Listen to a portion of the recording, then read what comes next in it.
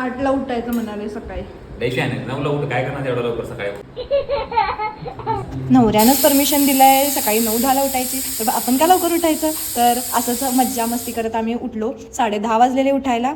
आज आहे साहेबांची नाईट ड्युटी, त्यामुळे सकाळपासून सगळंच अगदी निवांत चाललं होतं. ना कसली घाई ना कसला लवकर कर उशिरा होतोय अशी हाक. आज निवांत चहा निवांत नाश्ता वगैरे चालू होतं. हाय हॅलो नमस्कार, मी निकिता. तर मी असेच ब्लॉग शेअर करत असते, कपल ब्लॉग्स, डेली ब्लॉग. तर तुम्ही नक्की लाईक आणि शेअर करत चला. तुम्ही काही येत नाही म्हटलं इथं काय, मला हे करून सगळं काम पण करायचं.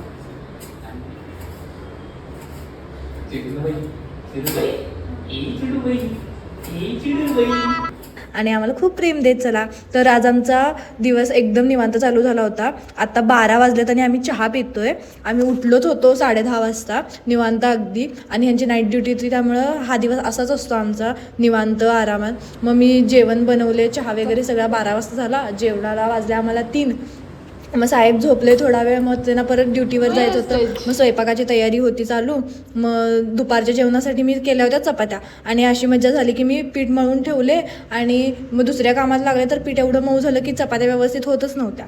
आणि मला आता खूप छान चपात्या करता येतात, आधी येत नव्हत्या पण आता खूप छान येत आहेत. आणि ते मग आम्ही दोघं जेवलो. आणि रात्री आणलं होतं श्रीखंड, तर ते संपवलं आधी. भाजी वगैरे काय केली नव्हती, वरण भात आणि श्रीखंड होतं, त्यामुळं श्रीखंडाने चपाती केल्या होत्या.